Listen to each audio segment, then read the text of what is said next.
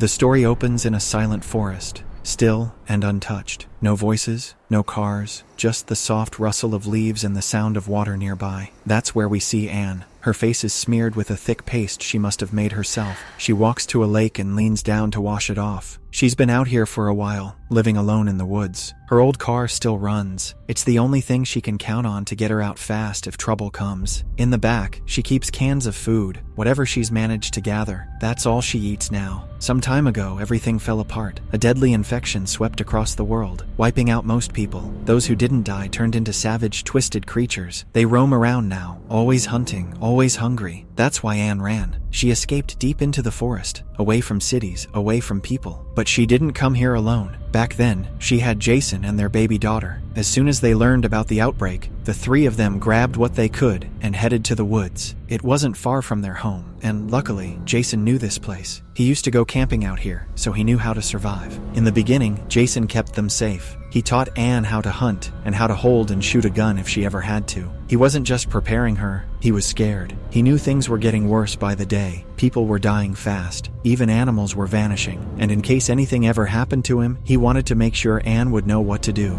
for herself and for their daughter. One day, everything falls apart. Their little girl gets sick. Jason can't stand to just wait. He grabs his bag and sets off toward a nearby house, hoping he'll find food and maybe something to help her feel better. Anne stays behind with the baby, trying to keep her calm, watching the hours crawl by. Day turns into night. Still no sign of Jason. Worry tightens in her chest. She finally places her daughter safely in the locked car and heads out into the woods alone. She walks quietly, scanning the path until she sees something ahead. Her heart stops. Jason is lying motionless on the ground. She rushes to him, but it's too late. He's gone. His arms are still wrapped around the supplies he managed to find, medicine and food for their daughter. That's what he was thinking about, even as he died. Anne sinks to her knees. The weight of it crushes her. Through the tears, she gently picks up what he found and gives him a quiet goodbye, doing what she can to honor him one last time. But there's no time to fall apart. Their food is almost gone, and now she's the only one left to protect their daughter. Anne locks the baby safely in the car again and heads out alone, pushing herself into the woods in search of anything edible. Well, today, we're recapping the 2016 movie, Here Alone.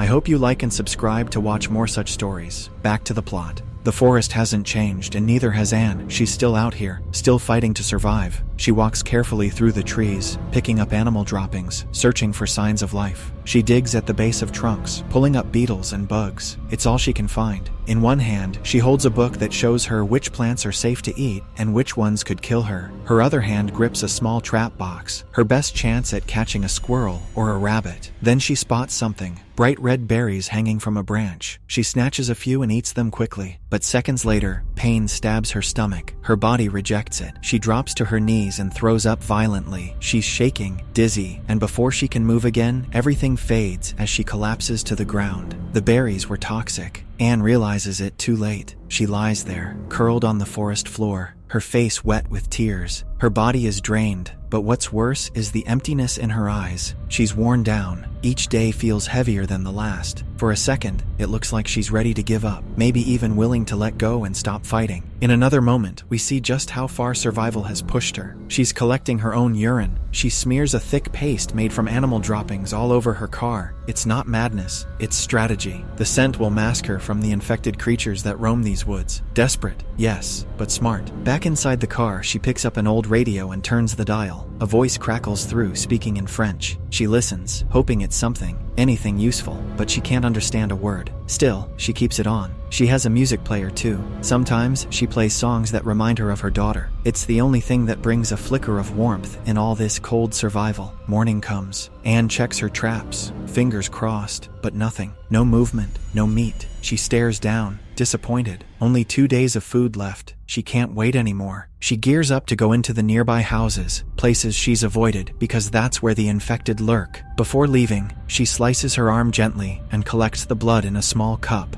Then, Once again, she covers herself in animal droppings to hide her scent. Her grip tightens around a weapon. There's a thought she can't shake. Only 4 bullets left. That's all she's got. She reaches one of the houses and hangs her music player by a string, smearing it with blood. She hits play. Music fills the air, loud and eerie, drawing the infected like moths to a flame. As they shuffle toward the sound, Anne slips around to the back door, slips inside, and starts grabbing whatever food she can carry. The plan is working, until her foot bangs into a trash can on the way out. The crash rings out sharp and loud. Every infected head snaps toward the noise. Anne bolts. She races through the yard, but her side snags hard on a fence. A deep gash slices across her belly. Blood pours out. The infected smell it, and their pace quickens. Thinking fast, Anne dumps a bucket of urine over herself. The stench throws them off. She runs straight to the water, jumps in, and quickly wraps her wound with a makeshift bandage. Then she slips away. When she finally gets back to the car, shaking and bleeding, she opens her bag. Her heart sinks. Most of the cans are gone. They must have fallen during the escape.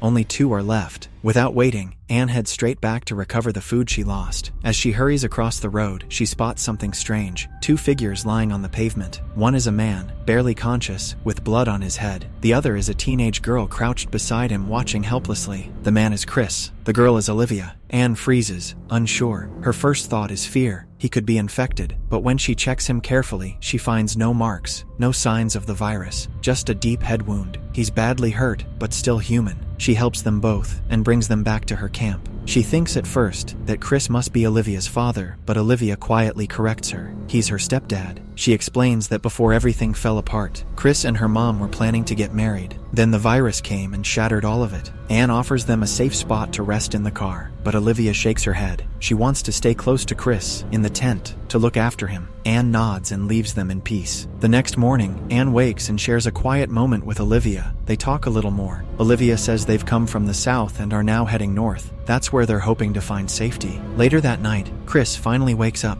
Olivia's face glows with relief. She's so happy just to see his eyes open again. Anne speaks gently, asking if they're really planning to go north. Chris nods. He believes the virus might not have spread that far. Maybe life could still be normal up there. As he takes in the small camp Anne has built, Chris starts talking. He tells her it's impressive, too impressive. He says that in times like these, someone might kill her just to take it. Then, out of nowhere, he asks if her car has a full tank of gas. Something flickers in Anne's gut. She lies, saying the tank is empty, but doubt starts creeping in. Did she make a mistake? She doesn't really know Chris or Olivia. If they turned on her, they could take everything she had. Just as the worry starts to take root, Chris speaks again. His voice is soft. He says that these days, people don't help each other anymore. But Anne helped him. She didn't have to, and he won't forget that. He's thankful. Then he grows quiet for a moment and begins to tell her something that hurts. He says his wife got infected. He couldn't leave her to suffer, so he locked her in a room. For days, he heard her crying, screaming from behind the door. When he couldn't take it anymore, he ended it himself. The silence afterward is deep.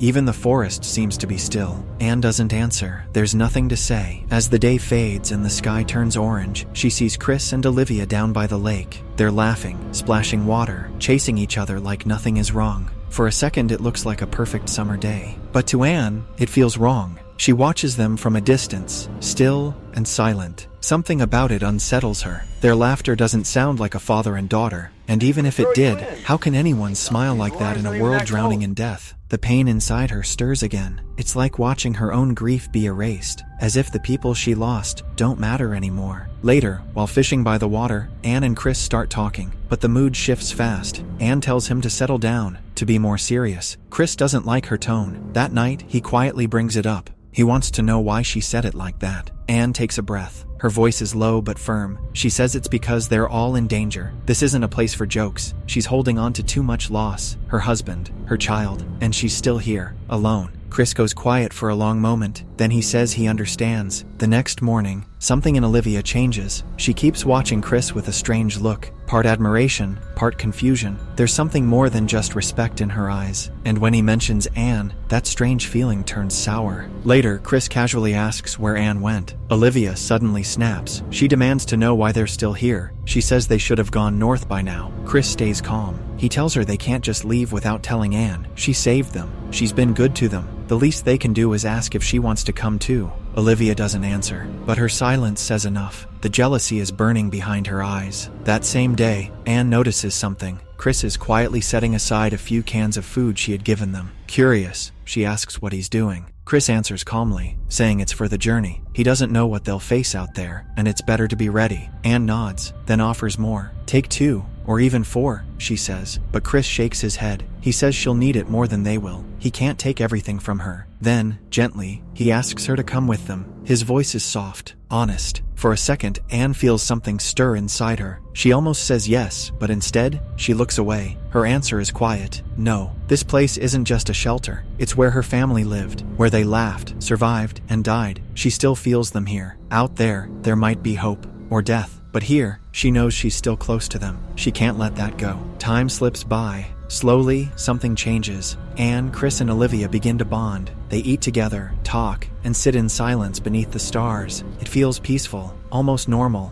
but the closeness between Anne and Chris doesn't sit well with Olivia. One day, she finally speaks up. She looks at Chris and asks, "Do you care about her because she reminds you of Mom?" Chris answers gently, "No, it's not that." He says Anne's been alone for so long, carrying so much hurt, and maybe, just maybe, if they all stay together, they can take care of each other. She needs them, and they need her. Later, Olivia and Anne spend time together. The walls between them start to fall. They talk more openly now. Anne begins to share stories from before the world fell apart. As she talks, her voice starts to shake. She's thinking about her daughter again. Then we're pulled back into one of those memories. Anne is in the forest, just like always. She leaves her daughter safe inside the locked car and heads toward a nearby house to search for food. Inside, she finds something else, a woman, infected and snarling. Anne doesn't hesitate. She raises her gun and fires. The shot rings out. Blood sprays across her coat, but in the panic, she doesn't notice. All she can think about is getting back. She hurries to the car. Her daughter is crying.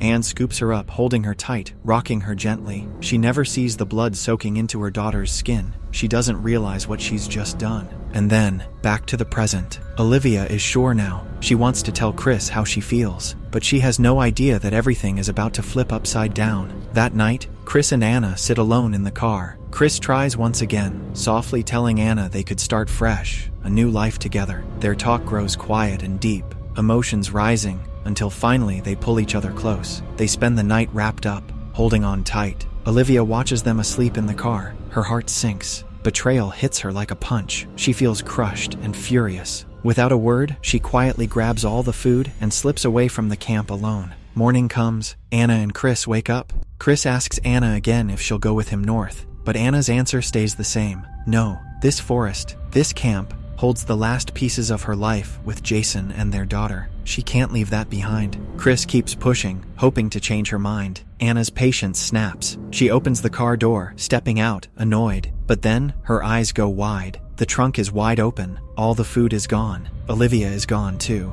Anna and Chris know something's wrong. They don't know where Olivia went or what she's doing. Suddenly, screams echo nearby. They race toward the noise. Deep in the forest, Olivia moves north by herself. Suddenly, a zombie woman jumps out in front of her. Olivia screams, turns, and bolts back the way she came. Just then, Chris catches up to her, but the zombie spots him and lunges. Chris fights back with everything he has. Anna rushes in and quickly lifts her weapon to help, but then she freezes. She left the bullets back at camp.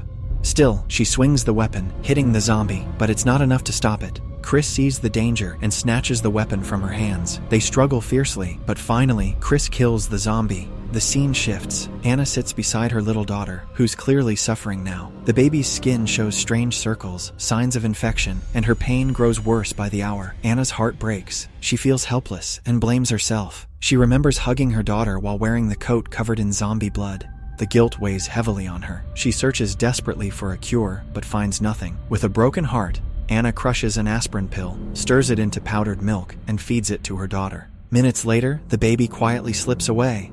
Anna cries, not because she wants to, but because she has no other choice. Now things change. Chris is ready to leave with Olivia and asks Anna again to come with them. As usual, Anna says no at first. She explains that all her memories of Jason and their daughter are tied to this place. She can't just walk away. Chris speaks softly, telling her there's nothing left here. Her family is gone forever. This place is dangerous, and she won't survive alone. After a long silence, Anna finally nods, agreeing to go.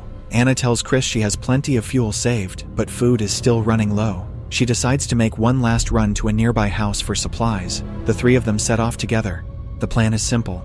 Chris will draw the zombies away while Anna and Olivia sneak in through the back door to grab food. At first, everything works perfectly, but inside the kitchen, Olivia suddenly swings a heavy object at Anna's head from behind. Anna crashes to the floor, unconscious. Olivia grabs all the food and bolts out. Then she screams at the top of her lungs, hoping to lure the zombies to the house so they'll find Anna and kill her. But Olivia forgets something important. She doesn't cover herself with urine to hide her smell. She runs back to Chris and lies, telling him Anna is dead. But soon the zombies catch her scent too and start chasing her. Meanwhile, Anna wakes up slowly. She sees the zombies closing in, but stays calm. She grabs a gallon of urine nearby and pours it all over herself, just like she's done before, to hide from the infected. Masked by the smell, Anna slips away into the forest and heads back to camp. As Anna gets closer, her stomach tightens. She sees the zombies attacking Chris and Olivia. Without thinking, she rushes in and starts fighting off the monsters one by one. But soon, her ammo runs low. She's down to just one bullet. She can only save one of them. After a heavy moment, Anna makes her choice. She shoots to save Olivia. Chris falls to the zombies.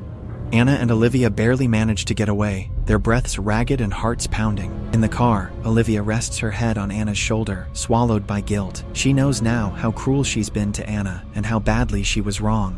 Anna, meanwhile, is swallowed by sorrow. Chris is gone too. Another person she loved ripped away in this merciless world. She wonders why, every time she opens her heart, it ends in loss. Overcome with grief, Anna lets out a long, broken scream that echoes through the quiet forest. And with that, the story closes. How do you rate this movie out of 10? Let me know in the comments. See you in the next video. Bye-bye.